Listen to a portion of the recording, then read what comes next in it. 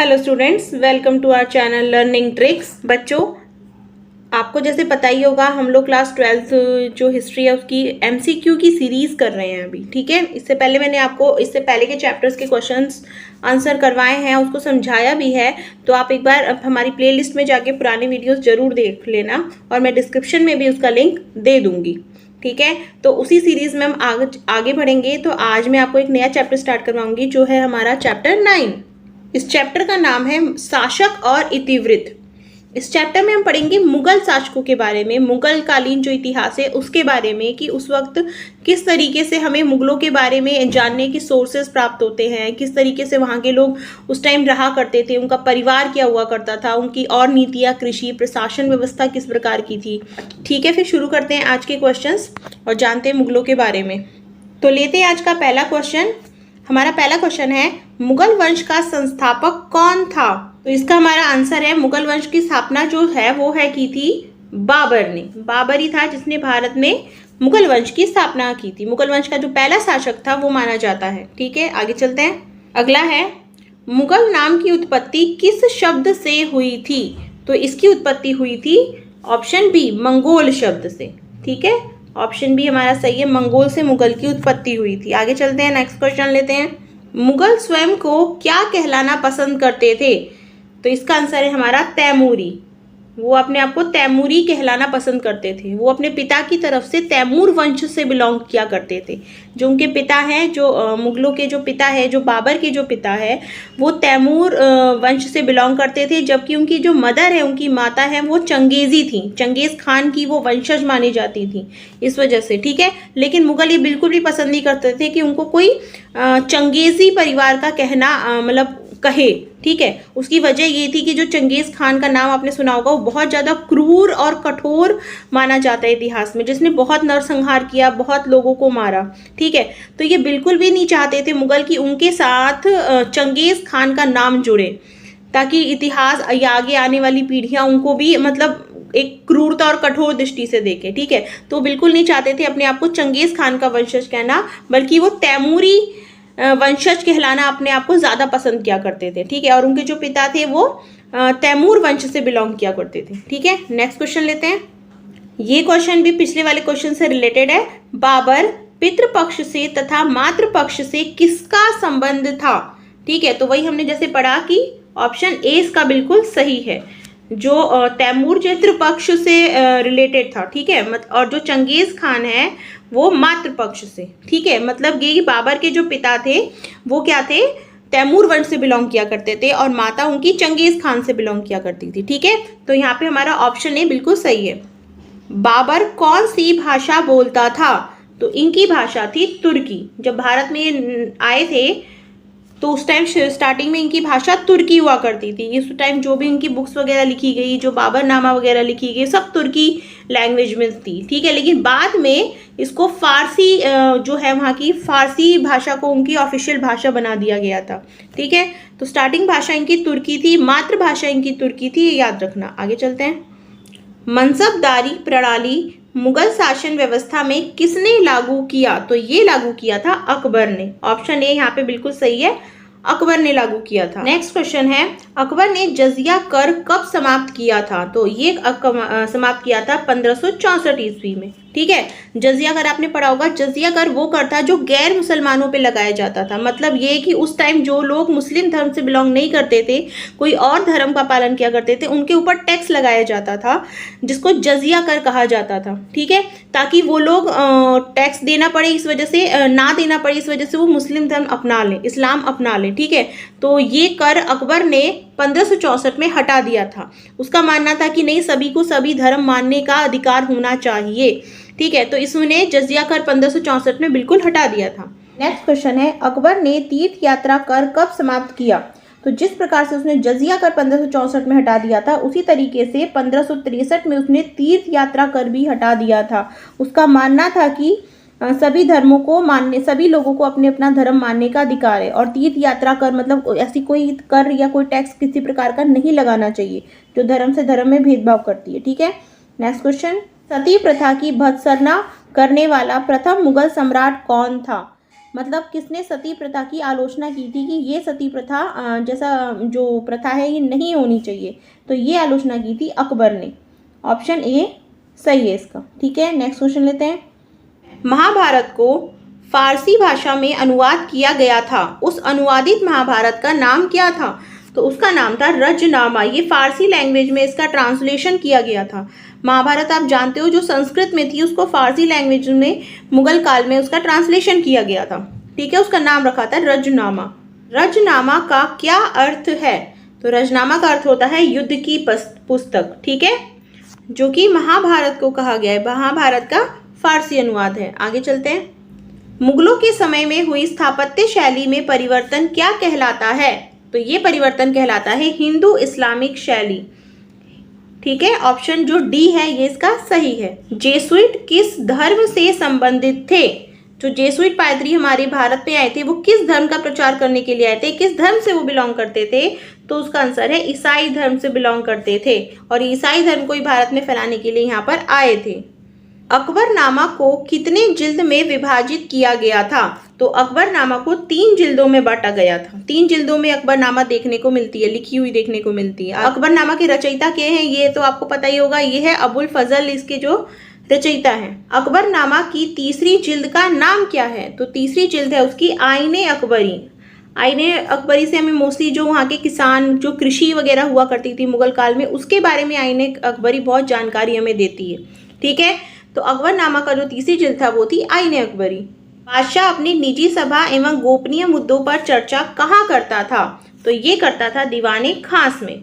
इसके नाम से आपको पता चलता है दीवान ए खास, जहाँ पर खास मुद्दों पर, गोपनीय मुद्दों पर चर्चा होती थी। ठीक है, तो खास का मतलब है दीवाने खास में जहाँ गोपनीय मुद्दों पे चर्चा होती थी। जो उसके ऐसे जो विश्वास पात्र लोग वगैरह हुआ करते थे, सिर्फ वहीं वहाँ पे उन्हीं की एंट्री हुआ करती थी, वहीं पर उनसे बातचीत की जाती थी। सफावियों और मुगलों के बीच झगड़े का कारण क्या था? किस वजह से इन दोनों के बीच में झगड़े होते थे? इनके झगड़े का कारण था कंधार। ठीक है, तो ऑप्शन ए यहाँ पे सही है। किस मुगल शासक की मृत्यु के पश्चात मुगल वंश काफी कमजोर हो गया था? तो वो था औरंगजेब के बाद। औरंगजेब के बाद मुगल शासन कमजोर हो गया था। किस मंगोल शासक ने हिंदू कुश पर्वतमाला तक अपने साम्राज्य का विस्तार किया? तो इसका आंसर है ऑप्शन सी, अकबर ने। अकबर ने अपने साम्राज्य का यहाँ तक विस्तार किया था। आगे चलते हैं। हुमायूं नामा की रचना किसने की थी?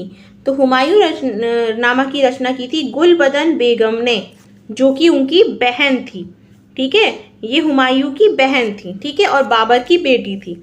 बाबर जो था वो हुमायूं का फादर था। ठीक है, तो ये थी गुलबदन बेगम, हुमायूं की बहन थी, और इन्होंने उसी के लिए हुमायूं नामा की रचना की थी। मुगल कालीन कृषि की व्यवस्था के बारे में जानने के लिए इनमें से कौन सा स्रोत सबसे महत्वपूर्ण है? तो हमने पहले भी पढ़ा, वो है आईने अकबरी, जो कि अकबरनामा का तीसरा जिल्द था। ठीक है, इसमें कृषि से रिलेटेड बहुत सी जानकारियां हमें मुगल साम्राज्य के बारे में मिलती हैं। ठीक है, ये बहुत इंपॉर्टेंट है, इसको याद कर लेना। एशियाटिक सोसाइटी ऑफ बंगाल की स्थापना कब और किसके द्वारा की गई थी? ठीक है, तो इसका ऑप्शन सी आंसर है। 1784 में सर विलियम जोन्स के द्वारा ये स्थापना हुई थी। ठीक है, टोडरमल किसका वित्त मंत्री था? तो ये वित्त मंत्री था अकबर का। ऑप्शन सी यहाँ पे सही हो जाएगा। ठीक है, आगे चलते हैं। मुगल वंश का अंतिम शासक कौन था? तो ये अंतिम शासक था बहादुर शाह जफर। ऑप्शन बी बिल्कुल सही है इसका। बहादुर शाह जफर मुगल अंतिम जो है वो शासक था। आगे चलते हैं। अकबर का शासनकाल कब से कब तक था? ये आपको बताना है। तो ये शासनकाल था 1556 से लेके 1605 तक। ऑप्शन डी इसका बिल्कुल सही हो जाएगा। ये अकबर का शासनकाल था। मुगलों की मातृभाषा क्या थी? तो मुगलों की मातृभाषा थी तुर्की।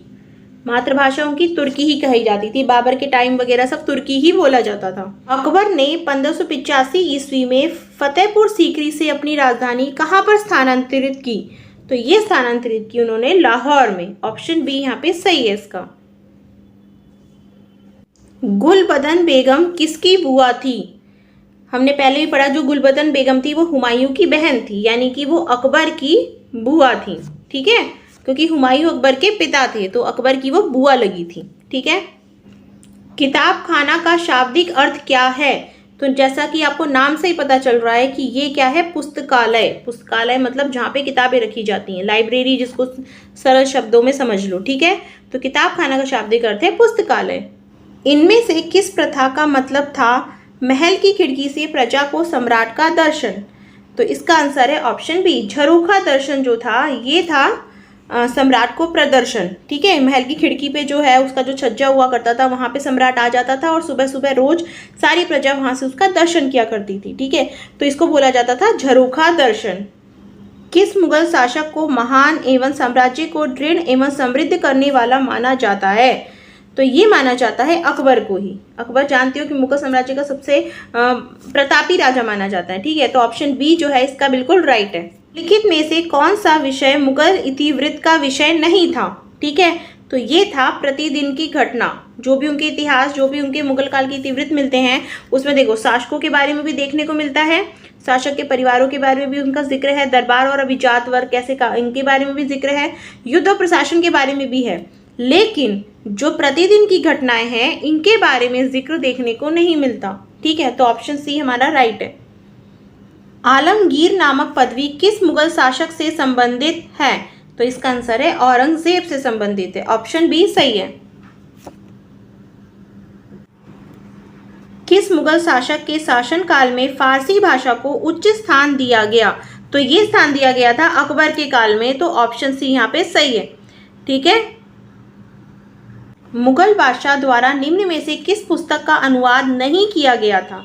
ठीक है, तो ये पुस्तक है आलमगीरनामा है, इसका अनुवाद नहीं किया था। बाकी महाभारत, रामायण, बाबरनामा सबका फारसी में अनुवाद किया गया था। अकबर की पसंदीदा लेखन शैली कौन सी थी? तो पसंदीदा लेखन शैली थी इसकी नस्तलिक शैली, ऑप्शन ए सही है। चित्रकार की चित्रकारी को जादुई कला की संज्ञा किस मुगल इतिहासकार ने दी है? तो ये संज्ञा दी है अबुल फजल ने, ऑप्शन बी सही है इसका। नेक्स्ट क्वेश्चन, किसके द्वारा लिखे गए अक्षरों को जरीन कलम के नाम से जाना जाता है? तो इसका आंसर है ऑप्शन ए मोहम्मद हुसैन, ठीक है। बादशाहनामा किस मुगल इतिहासकार द्वारा लिखा गया? तो ये लिखा गया था ऑप्शन ए अब्दुल हामिद लाहौरी द्वारा बादशाहनामा लिखा गया था। लेते हैं आज का लास्ट क्वेश्चन, बादशाहनामा किस मुगल बादशाह का इतिहास है? ठीक है, तो ये इतिहास है शाहजहां का, ऑप्शन सी सही है, ठीक है। और हमने पहले क्वेश्चन में पढ़ा कि इसकी रचना किसने की थी? अब्दुल हामिद लाहौरी ने इसकी रचना की थी, और ये भी 3 जिल्दों पर ही आधारित था, जैसे कि अकबरनामा था। एक तरह से समझ लो कि अकबरनामा का ही देखकर बादशाहनामा की रचना की गई थी। अकबरनामा अकबर के लिए और बादशाहनामा शाहजहां के लिए, ठीक है। तो अब्दुल हामिद लाहौरी ने इसकी रचना की थी, शाहजहां के लिए ये बनाई गई थी, ठीक है बच्चों। तो ठीक है, आज के क्वेश्चंस यही ख़त्म करते हैं। बाकी आज मैंने आपको करीब 40 क्वेश्चन करवा दिए, और इस चैप्टर में बहुत क्वेश्चंस बनते हैं, और ये बहुत इंपॉर्टेंट चैप्टर है। मुगल एम्पायर बहुत बड़ा है, ठीक है।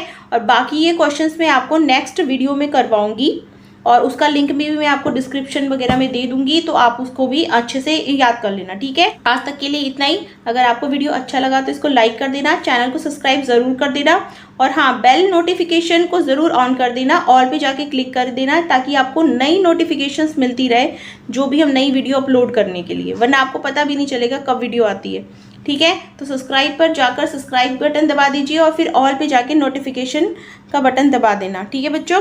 तो ठीक है, मैं आपसे मिलती हूँ नेक्स्ट वीडियो में, तब तक के लिए पढ़ते रहो बच्चों।